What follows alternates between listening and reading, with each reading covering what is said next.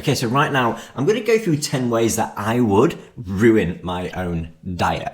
And the funny thing is that I've done all of these 10 different ways on numerous occasions over the decades, and you probably have done some, if not all of them as well. And we're using this as a tool of inversion. And I love this as a tool, and it's something that I would recommend that you all do as well, because if we think about what we shouldn't do, it can help us identify what we should do. Because sometimes it's difficult to kind of think, well, what do I need to do? I don't know. But if we can think, well, what makes me feel worse? What gives me worse results? Then typically, if we do the opposite, we're kind of moving forwards. So right now, I'm going to go through 10 ways that that I, should I say, would actually ruin my own diet. Number 1, I would expect every single week to be a loss. Let's be honest, I'm on a weight loss journey, and if I don't lose weight every single week, then I've failed. And maintain is not good enough.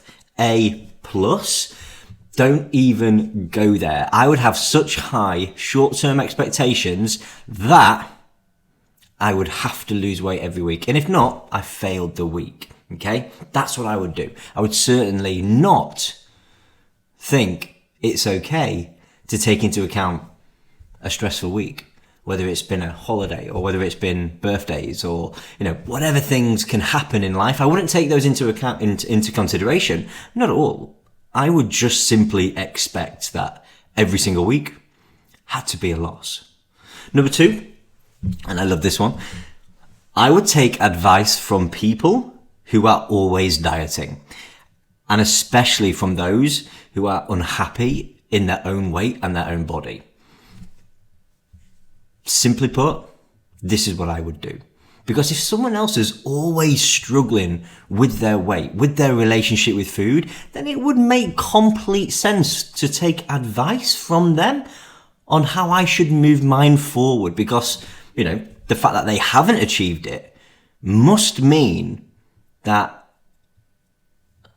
their help is helpful. Number 3. I would keep sabotaging myself. And this is something that, again, we probably all want to keep working on. But if I wanted to ruin my diet, I would keep telling myself that I can't do it. I would keep telling myself that actually I'm bound to fail again. Because that is a surefire way to make sure it does happen, that I do fail again. Number 4, I would only set expectations like I'm going to be super motivated all the time. Because if I can set super high expectations as though I'm always going to be motivated, I'm always going to move forward faster. So let me do that, because then surely I can just always be motivated. So I can always achieve that same super high standard. Because then it kind of goes back to the first one, that I can expect a weight loss every single week. So if my motivation is super, super high, then I can always make sure I set expectations as though I'm still going to be super motivated. Number 5, a way that I would ruin my diet is I would keep waiting for the right time. Because life needs to be simple. And I would expect that actually it should be in order to lose weight. That actually, maybe right now is just a bit busy. Maybe actually I've got a holiday coming up. Maybe I should wait till next month. Maybe I should wait till Monday. Maybe actually maybe there's just, do you know what? Tomorrow sounds better than today. Tomorrow I'll be ready. Today I'm not ready. So I'd keep waiting. I'd keep waiting for the right time to lose weight. Number 6, this is something that we all do. I would rely on willpower and motivation. Because let's be honest, you can only move forward if you've got motivation, and you could only move forward when you've got super strong willpower. Anything else, you're never going to move forward with. So all I will do is put all my eggs in the willpower and the motivation basket, and that is what I will move forward with. But in reality, if I want to ruin my diet, that's what I would do. I would just rely on willpower and motivation. Number 7, I love this one. I would blame everything. I'd blame my metabolism. I'd blame my parents for why I have such a bad relationship with food. And I would use that as a reason to keep holding me back. Because if it's not my fault, then I don't need to worry about it. I can't take responsibility if it's not my fault. And that feels nice. That feels comforting because actually it's been done to me. And that actually feels a lot more comfortable.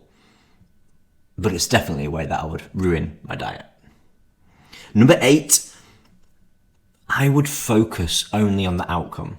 I would focus only on the scale. I would focus only on my inches going down. I would focus only on photos. I wouldn't bother to worry about the action of today. I would only focus on the results of tomorrow, of the scale on Monday, because that is a definite way that I would ruin my diet.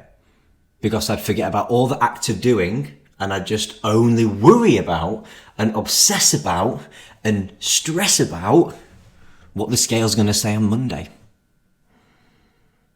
Number 9, a definite way to ruin your diet is to only compare your progress to everybody else's.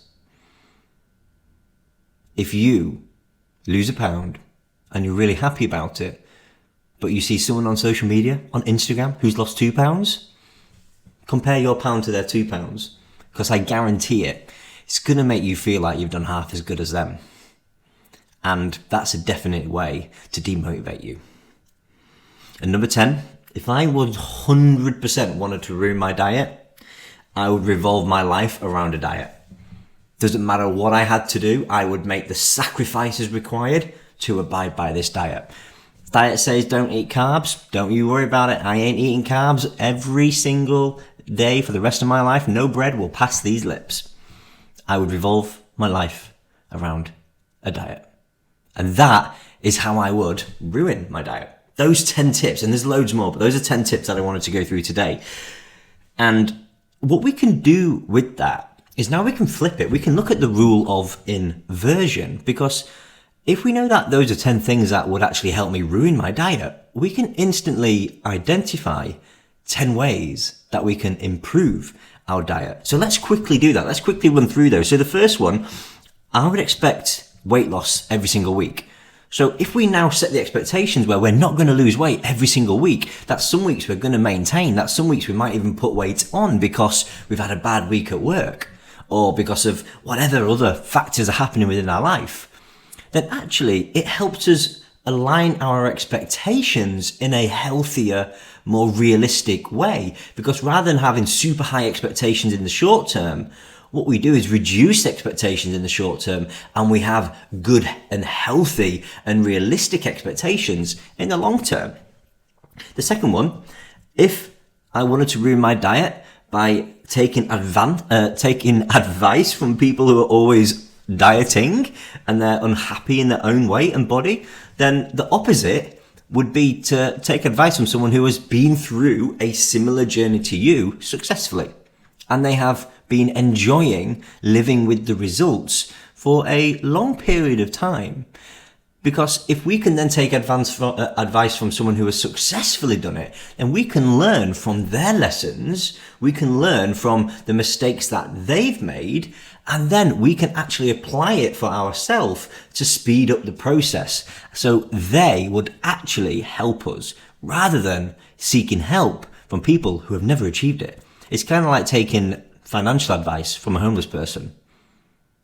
It's probably not going to be the best decision that you can make. Number 3, I would keep sabotaging myself and I would keep telling myself I'm rubbish. So the opposite to this actually would be I would support myself. I would tell myself that, do you know what? You're not there yet, but you're on your way. I would give myself the compassion and I would be able to reflect on my efforts and what I'm learning. That's going to be a super positive way to move you forward rather than a constant sabotaging way.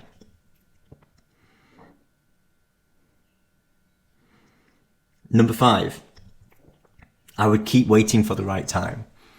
There is no right time, because the moment we think, well, I will lose weight, I will focus on myself, I will become a priority when the time is right, we instantly accept that whenever we come up against stress or a busy period, that we suddenly aren't important anymore. That actually our health, our diet doesn't matter when things get hard. Whereas if we acknowledge that we can still make progress, it could be a week at maintenance, or we could even put a pound on, but at least we are still a priority. And this is where my slow lane analogy comes in. We don't always have to be, speeding down the highway in the fast lane. We can actually sometimes sit in the slow lane and just move forward bit by bit, because then it means that we can develop and build a lifestyle where we can still move forward even when times get a little bit harder. Number 6, I would rely on willpower and motivation. So if we know that's going to be a bad way to set ourselves up for weight loss, then what we want to do is set our expectations as if we're not actually motivated. And we can do that by aligning our environment so we can support what we're going to be doing by making sure we set certain triggers to make the right decisions rather than just relying on motivation or willpower. I use the analogy that if you only ever went to work when you were motivated to get to work on time, you probably wouldn't go to work every day. You do it because it's part of your lifestyle. It's part of your routine, your day to day. So that's what we want to do with our diet. We want to make it part of our routine, part of our lifestyle, part of our day to day. So it's not about being motivated to be super good or having super willpower to not pick up the biscuits. It's about building it into your day to day, regardless. Number 7, if I would ruin my diet by blaming everything else, such as my metabolism or my parents for my relationship with food, then actually what I want to do is take responsibility for it. I want to take responsibility for that. Actually, I know I can move my health forward. I can move my weight forward. So by taking responsibility, it opens up my mind. It opens up the potential to find opportunities to move forward rather than always just coming up against a hurdle and going, I can't because of my metabolism. There's such a huge difference there. Number 8, I would keep focusing on the outcome. If I was only to keep thinking about the scale and not about the act of doing here and now, I would always set myself up for a failed diet. But by focusing on the action, because fundamentally the actions determine the outcomes anyway, so then success comes down to, okay, what was my plan for today? Did I hit my plan today? I did. Brilliant. I've done really well. And then it's another day, as opposed to going, well, the scale didn't go down today. I haven't done very well. So if we can just focus on the actions themselves and make sure that actions are aligned with a successful outcome over a long period of time, not just every single week, then that's going to make sure we move forward far more successfully. Number 9, I would keep comparing my results to everybody else's. So the opposite. And this is something that we all do, I'm sure. I certainly used to. And I've got to remind myself not to do it even now. But I want you to remember the phrase, comparison is the thief of joy. Because no matter what you do, how successful you are in whatever endeavor, there's always going to be someone over that week, that day, that year who's achieved more. And that's great for them. But for you, it's not a nice place to be if you're comparing. So compare yourself against your past self. That's what's important. And compare yourself now to where you're going to be. Because then we can highlight the right comparison, because we can understand that we've moved forward from, say, yesterday or last month. And we can also identify that where we're at now won't be as far ahead as we will be tomorrow or next month, and so on. And the final one, number 10, if I wanted to ruin my diet, I would always revolve my life around a diet. it tells me that actually I want to revolve my diet around my life. I need to include the fact that I like to go out on a date night to a restaurant every week, that I like to enjoy a bit of chocolate here and there, that I need to make sure my days with my food and my lunches are convenient. I can't meal prep for the week because also I don't enjoy eating the same thing every day.